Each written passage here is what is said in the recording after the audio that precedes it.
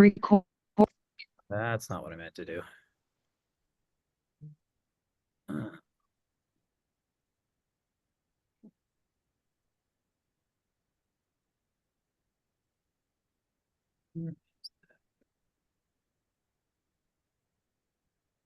Hey, Cass, can you get this to share real quick? Share the screen so they can see my screen. Yeah. Come on now.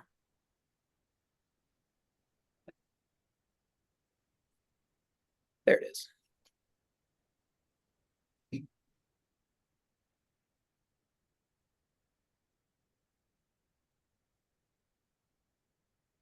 Sorry about that. I don't know how to share a screen hardly ever, so hey, I get it. I don't know what this. Oh, that's somebody else's. Can you guys see it? Yep. Cool. All right. So basically, turning estate sales into listings is what this is about. So when I'm doing my database, and I don't know how many people do Buffini, I know Heather does. Uh, it's a lot of, and even if you don't, you should be, prioritizing your database. For me, an A plus in my database is somebody whose job it is to give me listings, right? So an estate attorney, in order to clear the estate, in order to get paid, they got to clear the estate. So if there's any kind of real estate that's involved in that, they need to get that property sold. Um, so they tend to be a pretty good source. The other thing that I find from this is literally that generally when you're taking over estates, they bought the property a long time ago. So they have plenty of equity, which makes them a good listing, right? The other nice thing is generally the person who got the property into the condition it's in is not with us. And so there's not that attachment or that embarrassment that goes along with the condition. So that can also be an advantage. So how do we get these wonderful attorneys? Um, I do it, by referral, just like you normally would. So when I do my buyer intake, which everybody's probably doing because we got to get our buyer brokerage agreement signed, all the good things. Um, one of the questions I like to ask is, basically, I started out by asking everybody in my database saying, hey, look, do you know an estate attorney? Do you have an estate attorney? And, all the people I was really close with. But and then I also ask questions like, what does your financial advisor think about your upcoming purchase? And if they say that they don't have a financial advisor, this is a great opportunity for me to introduce them to a financial advisor. Um, and the reason why I'm bringing up financial advisors here is because that's who estate attorneys get their business from, right? So if you want a business to pay attention to you, just like a contractor or anybody else, if you give them business, they're going to pay attention. The other thing is asking other professionals, like asking a financial advisor or an accountant or anybody that would deal with that, asking them who they recommend, because truthfully, you are giving them a service. One of the things that you're going to have to be good at for this to work is dealing with maintenance deferred real estate. So what that means is, and there's all sorts of different levels of maintenance deferred. Uh, I would argue, short of a builder that just did everything and it's perfect, every listing is maintenance deferred in some way, shape, or form. Very rarely do we have it where we're like, we just walk in and it's beautiful and we don't have to stage it. We don't have to, prep it or tell them to declutter or any of that stuff. So you're using that skill, but you're kind of using it on a different level. Another great place to meet estate attorneys is if you go to your BNI groups or 212 or whatever you guys do, kind of popping in those groups. As a realtor, they immediately come for us because we drive so much business. And when they do, you're literally, I like to go through their LinkedIn and I like to go through their Facebook and see if they know anybody that I want to know so I can specifically ask about those people. And generally, when you do the ask, they get pretty excited about it, right? You're like, oh, do you know Dan Brown? And they're like, oh, yeah, I definitely, he's my best friend. And you're like, oh, that's awesome. Dan Brown would be a great referral for me. Because, I mean, every plumber, every maintenance person, every maid, every photographer, they all want our business, right? They want us to send business to them. And most of these BNI groups already have a realtor in their group. So asking for a direct referral isn't going to probably happen, but there's probably not many people that are going to be asking about an estate attorney or somebody like that. And then professional associations, and we'll talk a little bit more about how to get into those because they generally don't let realtors in. And our friend Pat Flynn has actually taught me this. Um, and we have that on another slide. So that was creating business. I mean, basically, so we're going to start out by getting them to pay attention to us by creating value for their business. So it's not about us at this point. We're going to introduce them to new clients, which goes back to, I mean, everybody who needs an estate attorney. So anybody who has anything of value, right? And everybody who has a family. So if you have those two things, which everyone who buys a house has those, they should go and get a will written, right? Like a basic will written. So if they don't have an estate attorney, that's an excellent referral, right? You just say, hey, you should meet my estate attorney. And then you're going to send them, to Kevin O'Donnell or whoever you're going to send them to. They're going to appreciate getting those referrals. And that starts to create that conversation that we're looking for. You're going to create presentation opportunities. So the other thing that I do, most of you guys, if you're doing the working by referral system, you have to calls, notes, and pop-bys. I know that we're supposed to just be able to randomly call and everybody's excited to hear from us. I have found that when I have a reason to call, it makes the calls easier for me. So I like events, whether they be client parties or kind of what I call adulting sessions. This would be an adulting session, which is basically creating a presentation on base level estate law, meaning I go into the estate attorney and I ask them if they'd like to do a presentation and talk about the importance of a will. You can also do, they do medical directives, which is basically giving you permission to make medical decisions for your child once they're over the age of 18. We usually do this right after graduation, like right around graduation time as their kids are about to take off to college. Um, Usually, unless the attorney's a total introvert, they're very into that. I usually get around 30 or 40 people to each one of these events. Gives them a chance to have a conversation and basically give them enough information for these people to share that. And it normally turns into additional business. So it's one thing to give them one will. It's another thing to give them an opportunity to sell themselves, right? We usually video it and we publish clips from the video and try to give them that as a marketing piece also. And then you're trying to introduce them to strategic partners. So again, that goes back to your financial advisors, your accountants, all the people they get business from. And so there's definitely different levels of estate attorney. You've got the younger attorneys where they need to build their book of business. And then you've got older attorneys that they don't. They've got their book of business, they're set. They're not really taking on anyone new. And it's kind of the same thing with financial advisors. With the financial advisor, you'll run into the younger financial advisors who are just babysitting millionaires' kids, waiting for them to inherit the money. For that group of advisors or attorneys, we kind of can go back into creating value through our business, right? So they're actually easier to sell than the new guy because the new guy is excited to get this business and whatever. The old guy understands the value of what we're going to do. Because if you well, first of all, when somebody dies, there's no guarantee that their family members live where you live, right? I just did an estate where they lived in Ohio. They know nothing about the Virginia market. They know nothing about the property. They know nothing about the value. They almost sold it to a wholesaler for half of what it was worth. And then we had a conversation and I was like, no, and that's an extra lot and you can subdivide that and that sort of thing. So part of what I'm talking about creating that value is having the relationships with the contractors and vendors that we need to get the properties to be, saleable.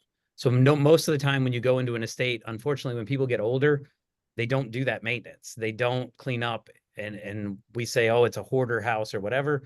It's not even a hoarder house. It's just that they don't feel well enough to take care of it and they're embarrassed. So they don't have somebody come in to do it. Right. Um, so what we're able to do is kind of step in and take some of that burden off of the family member. The family member who was in Ohio literally just needed me to do everything. He didn't care. He was happy that it was found money to him. He wasn't overly concerned. He flew into town, took one walk through the house. We had a conversation. He signed the listing agreement and it was fantastic. Great. Um, but some of the things that we're selling the attorneys on that they're going to see value in for their client is kind of contractor vendor relationships. So a lot of times, the money is locked up or they have equity and they don't have cash. Well, as you know, as a realtor, if a house has a leaking roof and it can't appraise, now you got to sell it to an investor for a fraction of what it's worth. So some of my vendor relationships that I pitch, which we do a referral directory, and I think I have one right here, is just a list of contractors that we promote. And this is, we can talk about that, but it's a totally different thing. But if you don't have one of these, you should definitely have one. This is the most valuable thing that goes in my closing packet. Whether the agent, whether the clients are excited about me or not, they're very excited to have a list of contractors that are, vetted by me. And what I like to tell people is they have to answer to me and you. But why this is important is we can give this to the attorney and they can share with people ahead of time before they're ready to hire that realtor. Because, like I said, these properties sit in probate for a while. It takes a minute to get all the paperwork and documentation. And in that meantime, you're already creating value for them, um, which they very much appreciate. It also creates an opportunity to get those vendor relationships if you don't already have them, because I'm literally advertising for, the vendors that I'm using.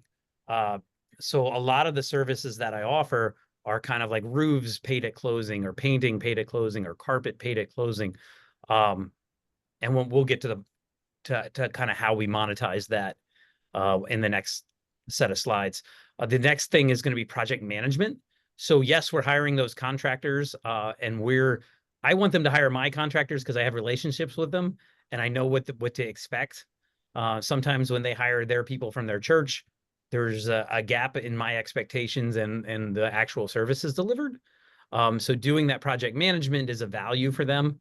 And again, the estate attorney only gets paid when the estate is cleared, right?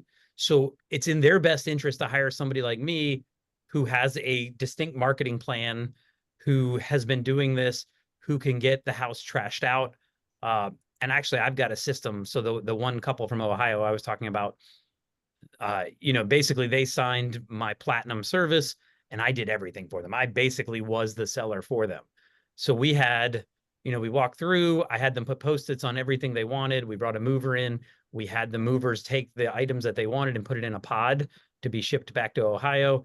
After that, we brought in the specialty estate people. So they had they had collectibles from World War II GI Joes, and we had to find a specialist for that to sell those for the right value, because I was like, man, that tank is really cool. I'd give you $20 for it at a garage sale. And it wound up selling for like $1,200, which to me, it's not worth that, but I'm not a collector, right? So we find the correct people for that. And then you're going to bring in the estate sale people and they'll do their online sale and sell as much as they can. And all of this money goes back to the estate, obviously. And then after that, we donate anything we can, because the more we donate, the less we got to pay to trash out. And then we go ahead and trash out the house. At that point, we can kind of go through and make an assessment on what needs to be done. Like, does it need new flooring? Does it need, and when I say that, you don't want to be flipping their house. Like, that's not what we're interested in, although it does create opportunities because some of them do just want to wash their hands of it. And literally you can kind of say, hey, look, I'll give you this much for it, or we can list it for this higher amount. And they'll appreciate that, or they won't, and if they don't, that's fine. And you go on and list it. What we're looking to do is just to make sure it can get financing, right? Like, if they can get financing, whatever condition it's in from there, great. But I mean, again, if it needs something that will keep it from, a bank lending money, that's something that we're dealing with. Um, and like I said, you guys all, you wouldn't be on here if you weren't a badass agent, which means you already have that marketing plan. You've already got the details of what you're going to do marketing wise. So one of the pitches that you're going to make to the estate attorney is, hey, look, here's my system. This is how it's going to go, and here are my results because of my system, right? Versus them hiring somebody from their church who sells 7 to 8 houses a year. You know what I mean? They're or less, right? And doesn't know anything about this arena. So that's kind of your pitch. If they can get you in, they know that you can handle all of that. And then this is a bunch of extra work because you don't have a seller, right? You are managing properties and that sort of thing. So the way I do it, we structure our value proposition, and I'm not going to talk about percentages or anything like that because we're not allowed, but you definitely get more bananas when you do this, right? Um, oh, I didn't want to go there yet. So I got this one from Jeremy Walsh, and we basically do a tiered listing agreement. So you're going to have your silver, your gold, and your platinum, and you're going to list out what you'll do for each compensation amount. And now keep in mind that the platinum is going to be well above the standard because you're doing more work, right? One of the advantages there is I'm creating money that I can use to spend on the property. So if I get, for example, 2 extra bananas, I could spend one of those bananas on the property, making my job easier. And then the other banana goes into my pocket or my lunch pail or whatever you want to say there. That's kind of how I do it. Pat Flynn does it a little bit differently. He's created a separate business that does estate property maintenance. So, meaning he gets in way ahead of time, he shovels the snow, and he gets paid for all of this through the company. The value add is that you don't have to pay the extra fee if you list with him. So, he kind of does it the other way. The benefit to his separate company is he was able to join an estate planning, like he was able to join their association. Whereas they're not going to let a realtor in, they were letting him in. So he's literally getting to rub elbows at the golf tournament with all the estate attorneys or buy them drinks or whatever, what you do at a convention. So that's just a different way of doing it. But I went ahead and these are the episodes where I interviewed these people. So a lot of my strategies right here literally came from talking to other agents that were working with the state attorneys. And you can kind of hear me learn it right there on the fly. And I've tested it out and kind of tweaked it, and kind of made it my own, which you'll do as well. But generally, I get 10 to 25% of my business from estates at this point. And that's not including when I get both sides of the transaction because I knew about it in advance. And that doesn't include the ones that I just buy outright and flip. So I guess, do you guys have any questions for me? I have a question. How do you say, so what's the best strategy to find these attorneys and actually like get in with them? So that was kind of back what I was talking about at the beginning. The first thing I would do is I would call my entire database and ask them if they have if they have a will and who wrote it and who that estate attorney is. See if they're willing to make an introduction for you. Um, that, I mean, by referral, it's honestly the best, easiest method.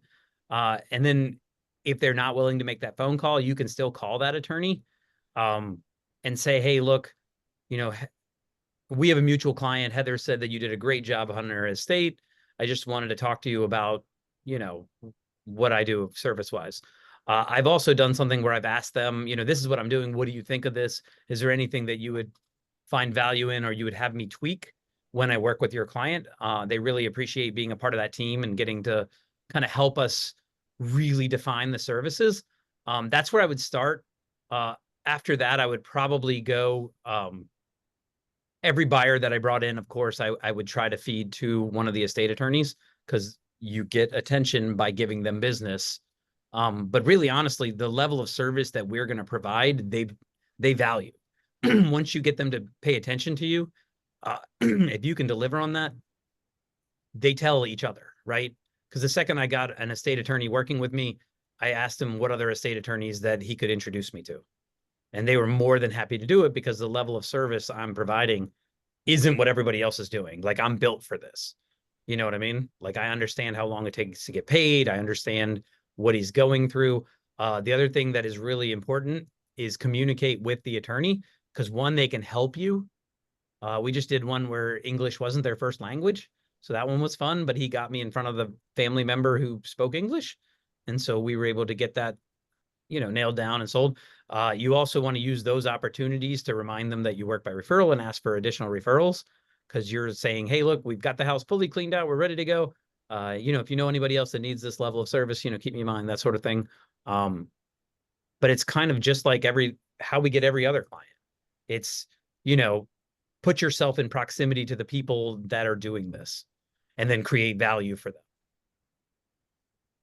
So when you're working with a buyer at the closing table, you're saying you need to set up a trust or a will, and you I refer them to an estate attorney. Yes. Okay. I go ahead and do it one step further. I do it like right when they're signing their buyer brokerage agreement. It's a part of my getting to know you questions. So we do like we have a list of questions that we're trying to get the answers to during the transaction. And I actually have it saved on my cell phone. So that way when I'm talking to them on speakerphone, I can kind of type in the answers to the stuff. And we treat it like kind of like a scavenger hunt. Just because this is the information that's going to help me to relate to my clients. But one of my questions in there is, do you have a will, right? Do you have that medical directive? And if you don't, here's who I would recommend. And if you do, great. Can you introduce me to that person? I'm looking for more people like that to refer my clients to, right? More amazing clients like you, that kind of thing. How much does like if somebody needed to put a full like trust together, what is your attorney's? It depends on the level. A base level will or trust is like $2,000. It's not bad. And that's most of the attorneys that I've run into have like a flat rate for that as opposed to billing hourly, which is great because people understand that. Now, the more complicated, the more properties, the more all that stuff, it frankly, it'll go hourly and that sort of thing. I see a hand up. I don't know how to answer that. Can you do that, Heather? Matthew?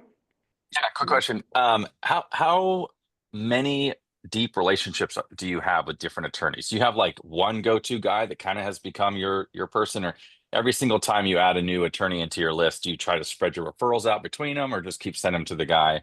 How does that? How do you navigate I that? so I am working with like 5 to 7. There's definitely some that are higher on the level than others. I do that, and this is how I do referrals in general, because I know multiple carpenters and I know multiple air conditioning guys. What I've promised all of them is I will do what is best for my client, right? So if they have, I think that one of them's in Mechanicsville and my client's in Mechanicsville, I might do it geographically, or I might say, well, they both play pickleball, so they probably would like each other. That sort of thing is kind of how I decide it. Um, you know, and and frankly, you can do multiple events. If your clients miss this event, then they'll go to that event kind of thing. Will you talk a little bit more on your events and exactly what you do and your invite list and stuff? Okay. So my estate events are literally well, we start out by making a video kind of talking about why you need an estate attorney and who needs an estate attorney. And then we say, hey, you know, we have an expert that's coming in to talk to us about this at, and it's usually at a country club or something like that. Any venue where I can get enough kind of space for them to do it. We'll go in there. Um, And then I might say, hey, look, we're going to do it on a Thursday night, and that'll be Kevin O'Donnell. And we're going to do it on a Saturday morning, and that'll be Leah Henshinson, right? So you're going to do multiple, and you might do, for me, so Central Virginia, where I'm at, it's fairly geographically large. So doing one on one side of the river and one on the other side of the river kind of makes sense. Um, and then you're kind of throwing it out there. You're also creating an event that the attorneys themselves can invite people to. And I encourage that because we're trying to build our database with quality people, right? And we advertise. So the other thing that I'll do, and I'm at Real, just like Heather is, and we have a lot of collaboration. I'll throw it out there to the Real people as well. Like I'll throw it on that Facebook page and let them invite their clients. Luckily for me, I have no problem telling everybody what I'm doing, and I find most people aren't willing to do the work I'm willing to do. So if I create an estate event and all you have to do is invite your people to it, now this is a whole fresh water, and now I'm mildly involved. I'm not trying to steal their clients. I'm really just trying to create value for the attorney. Does that make sense? And in the meantime, I'm creating value for other agents around me. And then when we go into a bidding war, generally, they're at least going to pay attention to my offer because they say, hey, that's Danny, that nice guy that helped me, you know, like I don't think we can be too friendly with each other right now, especially the ones that know what to do. You know what I mean? There's a lot of bad agents. So the good ones I definitely like to be tight with.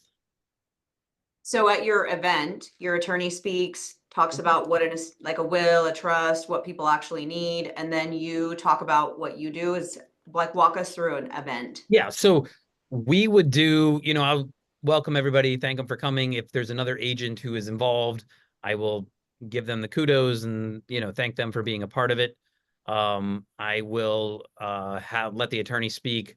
And generally we'll give a kind of a breakdown on maintenance deferred real estate and kind of, how we add value. But really, honestly, that event, like for my client, if I'm throwing it for my clients, yeah, I'm going to do a lot more speaking on the real estate side. If it's another agent, I'm going to let them do it. It's not, that particular event is not about me. Don't get me wrong. I still throw it out there to my people. And just in case they missed the other 3 events I threw, just anybody coming in there, it's really about creating value for your partner, which is the estate attorney. Believe it or not, 2 or 3 of them will want to do the event. Most of them will be like, no, I'm good. Really, I just want you to, and that's that different tier of attorney, right? Most of my established attorneys, they have their own clients. They don't even want that. They want me to do my job to get that house sold. That's really what they want. They're more excited about that. Now they're very excited that you thought about their business and that you wanted to create that value for them. But there aren't that many estate attorneys, so they kind of, they're not really in need the way realtors are of referrals. So, I mean, I've never had a problem with that. How often do you do the events? I try to do, 2 or 3 a year. I also try to do it with the financial planners and accountants. Same thing. And that's my adulting series, where it's like, these are all the boring things that you need to know now that you bought a house and you're an adult. And you do those how often? Same. 2 or 3 a year, depending on how many financial planners I've got and that sort of thing, depending on whether I'm helping another agent host it or whether it's just mine. And you guys get a good turnout? Yeah, we usually get, depending on it, 20 to 30 people per event. That's good turnout. Yeah. And the client parties themselves, I usually pull right around 125 people. But I'm buying alcohol and not trying to make an adult. Not make them spend money. Right. Although the medical directive, if you do that around graduation, man, you'll fill the house. We've also done virtual ones where we've gotten an even bigger turnout. Something similar to what we're doing here. Why around graduation for the parents? Well, because when their kids graduate, they're about to move away from them for the first time ever. And these kids are 18. If your 18-year-old gets into a car accident and is comatose, you do not legally have the right to make medical decisions for them. So they need to have a medical directive written, and the attorney can do that for them, which basically says if they're incapacitated in any way, that you're allowed to make those decisions.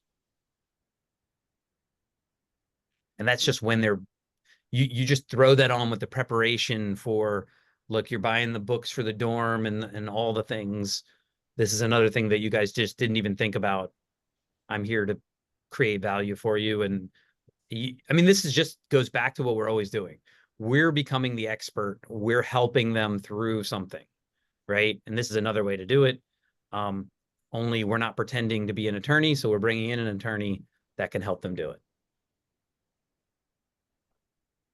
So your platinum tier that you do, where you guys kind of walk in and do every single thing, including selling the stuff in the house. Like, how do you have to have a bigger team around that? Like when you talked about knowing how much something should sell for, where to sell that, who does those things for you? Oh, you hire vendors. Okay. You don't hire them. They get a percentage of what they sell it for. You're just doing the research to make sure that, if it's an antique stamp collection, that it's a stamp guy and not a garage sale guy. You know what I mean? So literally we're just kind of Googling and asking. I also find that that's another reason to call. Like when I'm selling a house, I notice that they have baseball cards. I'm like, I'm going to start with George. I know George has baseball cards. He might know somebody else who would know somebody. And, by the way, do you know anybody that wants to buy or sell a house? I'm never too busy for your referral.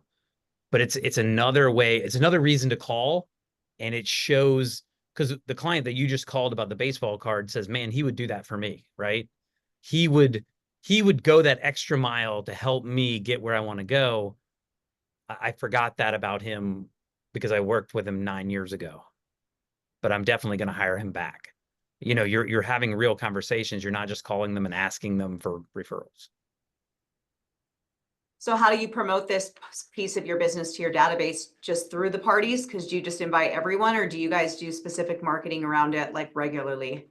So most of my marketing around it is to try to get to the attorneys, but we will promote it by promoting our events, like by our estate planning events. Generally, the estate attorneys, they know to plug me at the end. They go, hey, look, you know, it's great that Danny invited us. We love working with him because he does X, Y, and Z. Like nobody can say good stuff about you better than someone else, right? So we're getting those referrals that way.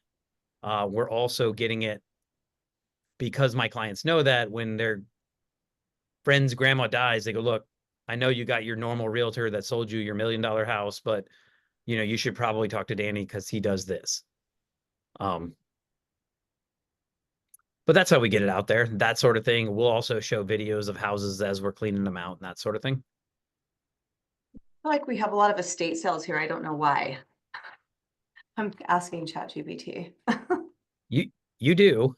They look like normal listings, Right. but they're through an estate. So essentially there's an estate attorney that's attached to those, and you're selling it for the estate instead of an individual. And sometimes they'll clear probate and then they'll go to the individual and then they'll be sold. But your point is to get the referral from that estate attorney. Matt, what's up? When they're in probate. Well, yeah, right as he's learning about these estates, you want him to give you a call and say, hey, look, I got a property coming up. I'm going to need your help on this thing. I want to make sure it's not upside down, underwater, all that good stuff. So you're kind of one of the experts they bring in. You're the expert in real estate. Okay. And there's a hand. Go. Yeah, I just had a question. I recently, I'm dealing with one in probate, and it's all new to me.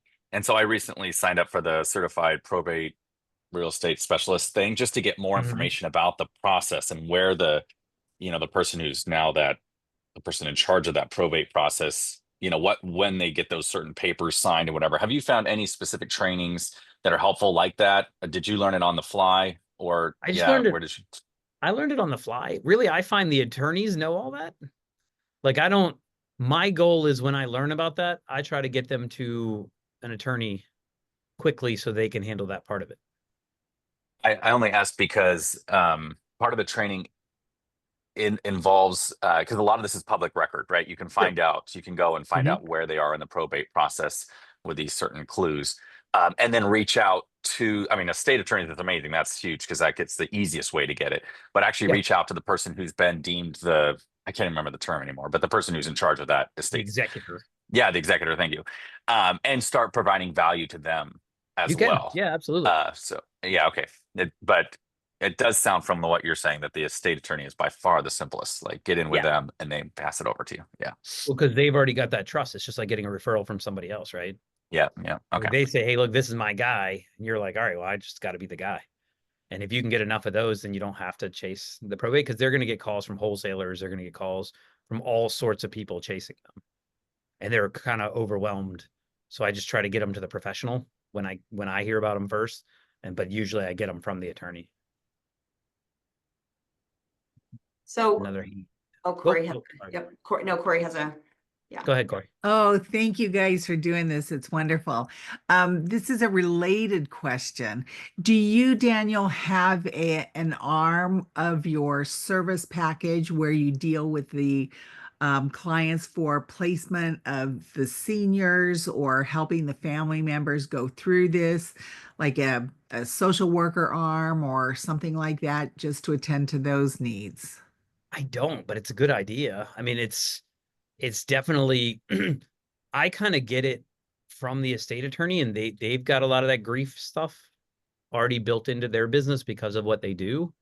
So my goal is to kind of get it after that point. Don't get me wrong. I'm definitely talking to family members. We've definitely had, sentimental stuff, and you have to be sensitive with that because they did just lose a loved one. And sometimes they'll get caught up in the sentimentalness, and that'll delay their decision making. And so a lot of what I'm able to do for the attorneys is because I have such a set system, because they'll have a strong day and they'll sign the agreement. Well, once they sign the agreement, it's kind of like, you started my machine. The machine is started. It can't be stopped.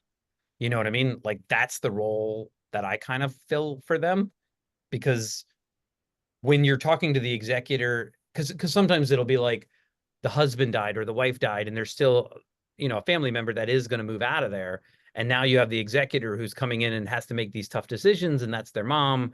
And, they love their mom and they know that their mom is really grieving and upset. And so they're not the most pragmatic or practical. So really, honestly, my role is to be that pragmatic, practical guy that's going to get this done, that's been here before and can handle this. And so once they've signed that, the platinum tier contract, my machine's rolling, and the executor, I don't want to say they use you as a bad guy, but they're like, hey, look, mom, we agreed to this and it's already started and we really can't stop it. So I like to put time frames on things. Not that you're trying to rush them through the process, but without a deadline, also the pod is only so big for a reason too, because, you'll have clients, like literally we packed up some a house that was a hoarder house, for lack of a better term. We literally packed it up and moved it to their new house. Like, that is not the goal. The goal is to get them to where it's a manageable piece. But I do think that that's a good idea, the social working part of it. Yeah, do attorneys, have you run into that where they've got a referral for the social worker? And Yeah. where this is, oh, they do. Is that a common they've thing got that all they that. usually do? Okay. Yeah, they've got grief counselors, and, I mean, these estate attorneys kind of have a roster, a vendor list, if you will, right? Our goal is just to be the real estate part of that vendor list. Hey, thank you so much. Yeah, absolutely. I have another question, and sorry that I'm asking so many, but, No, you're good.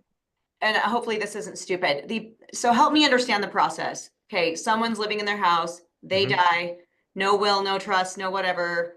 Daughter comes in, Well, oh they gosh, usually do have a will or a trust. what if they don't, period? They don't, Because then the state. So this is the other thing that I tell all my young people, or Mhm. people that don't have a will yet. You have a will. It's just written by the state that you live in. Right, probate. So Mhm. you've got some sort of directive. If you want to be in any kind of control of that, you need this attorney to write it. If you don't, the state of Virginia has a plan for your stuff.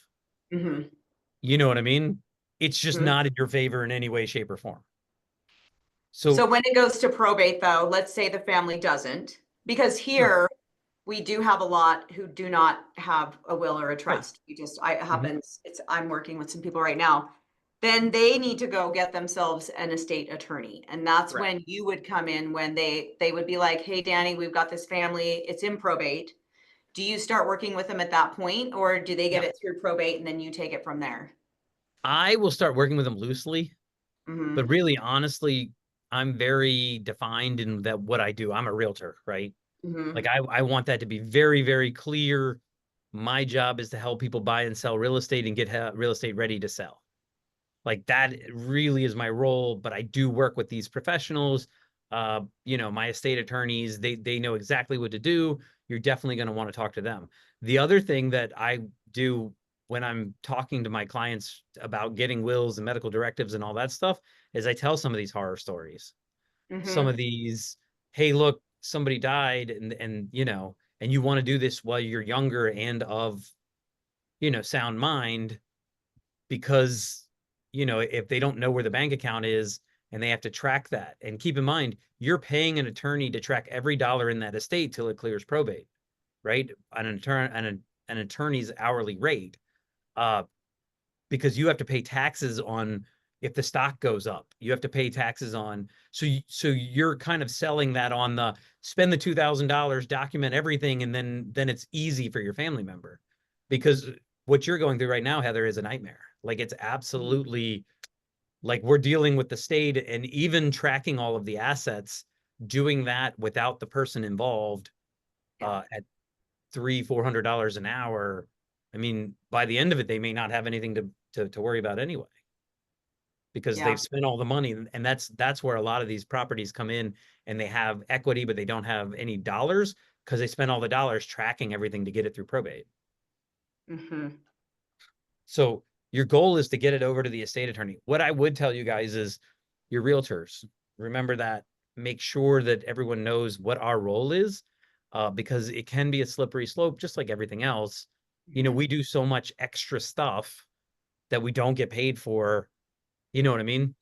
And, you know, we want our role clearly defined and what we're there to do and that sort of thing. And don't get me wrong, it's not that we don't care about them. It's especially, you know, if you actually knew them, you want to be there as a friend, but you don't want to take on that problem. You want to get them to the expert who knows how to do it. Yeah. The liability, big. Yes, big one. And it's also like, you guys run a shopping mall in your business. There's no reason to go create a garage sale outside, right? Get them to the people that will do that quality work and are have the tools and are set up for it. That's my goal. Which tier do you, like, what do you prefer the most in? You've got your 3 tiers, right? And you let the family member decide that, not the attorneys, right? Or the attorneys? Well, the attorney, sometimes you get lucky and the attorney is the executor of the estate. Mhm. And so they'll decide. But really, honestly, we'll go and we'll sit down with them and they'll say, hey, look, we can clean out the house ourselves. You say, great, we'll take that off the list. Mhm. Right. And it's the way I do it. It's not like a value meal where it's a set, you know, French fries and whatever. It's like, where once we go through each item that I'm offering and you decide whether you want me to do that or not, then we know a dollar value. Right. And really, so I tried not to have it be like a prestige of a package and more of, this is a list of tasks and I get paid this much for this list of tasks. Mhm. I do that with my listings anyway. Yeah. I like to ask, you know, what marketing activities, you know, we agree that this is all the things that I'm going to do. And that way, when it doesn't sell and I'm trying to tell them it's a price, I can go through and say, all right, well, let's go through, because you're saying I'm not doing my job. Well, I did that one, that one, that one, that one. We go down the checklist. If I did it all, I did my job. Now we got to talk about your price. It's the Mhm. same thing here, right? Because a lot of the times they say, oh yeah, we'll have this cleaned out in 2 weeks. And then they get in there and realize how much work it is. And they'll call you back and now we readjust. You know what I mean? We just redo the listing agreement. Do they typically, I'm going to give you a scenario because I have one right now. Yep. So a woman passed away. She did not have her home's in probate right now. She didn't have anything set up in place. Her family's coming in. They've hired an estate attorney to help them with the process. And I came into the house and this lady had so much, like you say, it's like she just had a lot of things. She wasn't necessarily a hoarder. Right. I looked around like there's no way I would ever in my wildest, like, it would be a nightmare for me to be like, yeah, I'll junk your house because how do you know what's like, do you junk all their papers? Do you just junk everything if they want you to do it all? Like, I'm just curious because no, she had so much stuff. I'm like, how does that happen? How does that work? You have them go in and put Post-its. Okay. We have a color code. And so Okay. we say, all right, where's all your paperwork? Okay, great. We're going to have all that paperwork and we're going to get it and stick it in a box. Okay. You know what I mean? Basically, you're just breaking it down to tasks. Okay. And then you're going to have, they can't lift the things usually. So we say, hey, look, if this is all your paperwork, go ahead and take all the paperwork and put it in a box. Here's a blue box. They're going to know it's a blue box. I'm going to have my guy come in. He's going to move the blue box into your pod for you. Oh, you like that table, or, you know, one of the relatives is coming to get that. Great. Put a Post-it on it. We'll stick it into the pod. They can come and get it out of the pod. The other reason why I like the pod is once it's full, right? And the pod gets picked up in 2 weeks. So now we have a timeline for them to pick what they want, right? And you will run into like, hey, I still want more stuff. And then you can start to have that conversation. Okay, so you're moving to an 800 square foot apartment and we have a 300 square foot pod right here that's already full of stuff. What do you really need and what don't you need, right? We can start to have the pragmatic discussions, and again, everything's on a time frame because that pod gets picked up and we are done. And now we're beyond that stage. And now we're to the next stage. You don't want to be the one that decides whether they keep something or not. You just want to be the one that has them label what they're going to keep. Right. Mm-hmm. And then you move the stuff and then you go on to the next step, but it's a clear process. It's just like selling a house. You can't revisit the inspection after the inspection window. Have you ever had a situation where there was no family member to come in and pick things? Like Yeah. someone had no kids, and do you guys They just didn't junk it care. then? Yeah, we just junk it. You just junk it all? I mean, I still bring in the estate sale people because you can give whoever money. You know what I mean? If there is any value. And sometimes you'll run into stuff where you call the estate sale people and they're like, this is all junk. You know, okay. You know, there's also estates where the house is the only thing of value. Like that's it. And so you do just trash it out and kind of move on to the next stage. Okay. But you give them that opportunity. You say, hey, look, what do you want here? You know what I mean? That sort of thing.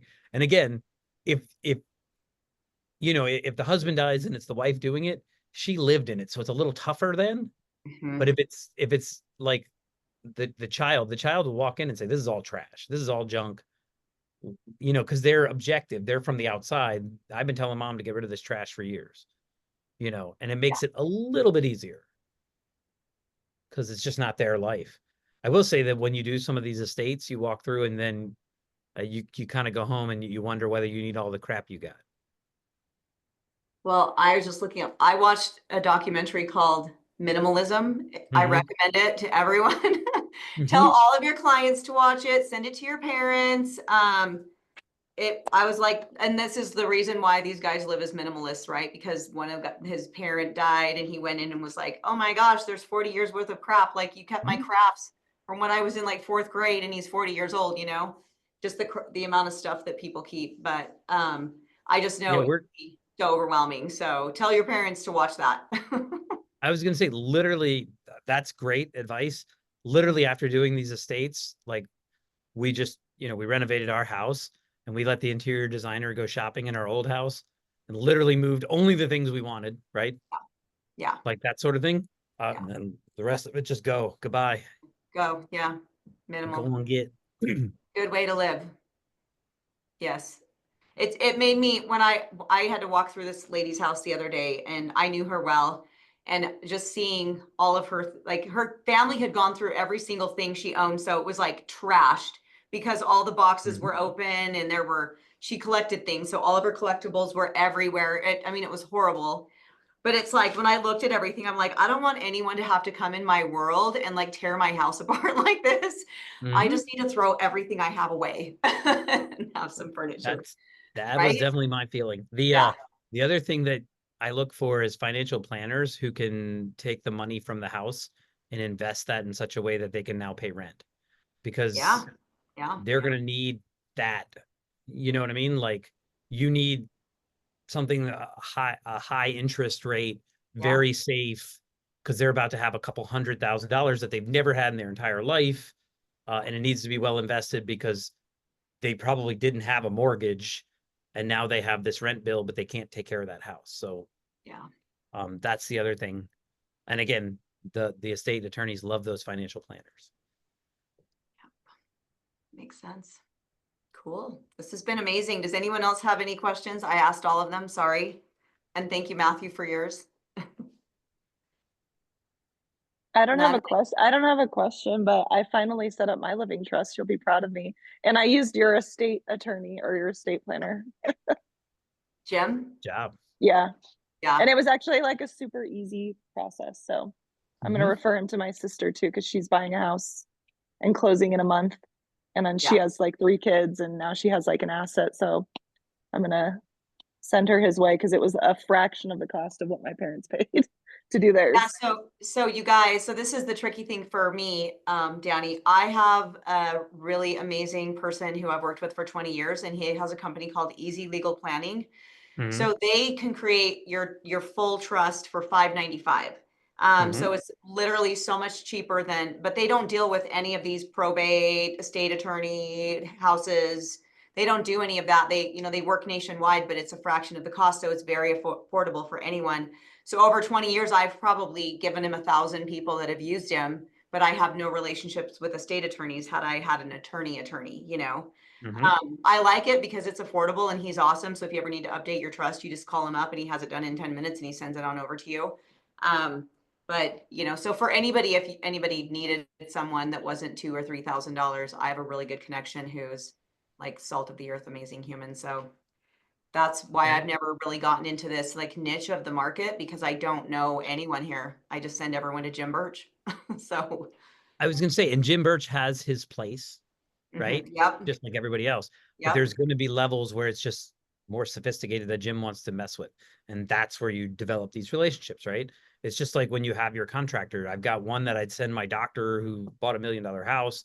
And then I got one that I would send to my client to $300,000 house. It's different expectations. And Well, different Jim's company, they have attorneys in the background creating the trust, but because they have a lot of attorneys that are doing them, the price is less. But for me, it would be make a local connection, you know, try and continue to make those connections to get some of these listings when people do go into probate, because I don't know what it is about Utah here, but even my own mom, a couple of years ago, I'm like, Mom, do you have a will or a trust? No, I wrote something down and put it in my safe. And I was like, oh no, I'm not dealing with that. So I bought my mom for a gift. I bought her a trust. So, but a lot of people here don't have them, oddly. I don't know why, but that sounds like an excellent opportunity for you, Heather. yes, it is. Good opportunity here. So, yeah. Well, I feel like you work with a lot of young families, and I feel like it's just one of those things you're like, oh, I'll do it later. Oh, I'll do it later. I'll do it later. And I finally was just like, I need to do it now. Tell them a couple of those horror stories. They'll do it. Yeah. Yeah. I mean, I had a situation where my son-in-law purchased a house that, we put it under contract, and we didn't know, we didn't know it needed to go into probate. So they had listed it, prematurely, not understanding the process. And then we put it under contract and had to wait through probate. And in the interim of it, somebody removed a washer and dryer and didn't turn off the water, and the water to the house was off. So when the inspector came, turned on the water, the city came and turned on the water, sorry, and it ran in the house for 2 or 3 days and flooded it to the literal, like, it was the biggest catastrophe I've ever seen in my whole life. So then that took like 4 months to renovate the whole house for him to buy it. So it was a nightmare. So yeah, lots of those things can happen. So that's why they pay us the big bucks. yeah, exactly. But I love this. I love everything you Can shared. I pop in with one quick question? Sorry, Heather. Yeah. Jump in. So we're a second home market here, and our primary feeder market is Philadelphia, Pennsylvania, and the suburbs. So I'm New Jersey, that's Pennsylvania. From an estate attorney standpoint, do they have to be, you know, if I'm in Cape May County, New Jersey, and it's one of the properties in the estate, are they using somebody local here? Or would they be using their primary attorney where they live in a different state? I would think that they would want, all the laws are state by state. And then there's federal bylaws that the states have to abide by. So I would think that they would probably set their estate up in the state that their main state that they live in. But I definitely think that they would want to talk to an estate attorney in the vacation market as well. Yeah. I've been involved in a couple big estates where there was a lot of properties involved, and then they've had attorneys in each market. But I wasn't sure if that was just because it was such a big estate or if that was the norm. Go ahead. Somebody said they had an answer. Jenny, you're muted. A sec. There you go. Oh, nope. You're muted again. You muted again. Okay. We hear you. Okay. I received a referral from the Feeney agent in New Jersey, whose relative, a client had a relative, blah, blah, blah. The property's in Pennsylvania. The will was from Massachusetts. The executor is in Florida. The will had to be probated in Massachusetts. That documentation then needed to be brought to an estate attorney in Pennsylvania to get what's called letters testamentary, so that the executor in Florida now is authorized to use a Pennsylvania lawyer to sell the property, to deal with the estate. So yes, the will can be executed in the state where the person lived, But if a property is in a different state, there's a process that has to be gone through. So that sounds like an opportunity for an agent in that vacation state, because they may have all their ducks in a row in their home state, and now they need your help to get them straight, Right. where their vacation home is. Right. Awesome. Thank you. All right. Well, thank you, Danny, for sharing all of your amazing knowledge. It's been awesome. If you guys want to find, I'm going to pop his podcast in here to go look up those episodes. He's got lots of great interviews on there with lots of people that we all know, how they've run their business and whatnot. So I highly recommend you check it out. And I appreciate you all joining us, and we will see you all next month. Have an awesome. Watch Heather's. You should listen to Heather's. It's great. I got the opportunity to go on the podcast. It was fun. So if you want to learn some things about me, most nobody knows, go check it out. Thank you. Thanks. Thanks. Bye, guys. Thanks. That's fantastic. Thanks. Bye.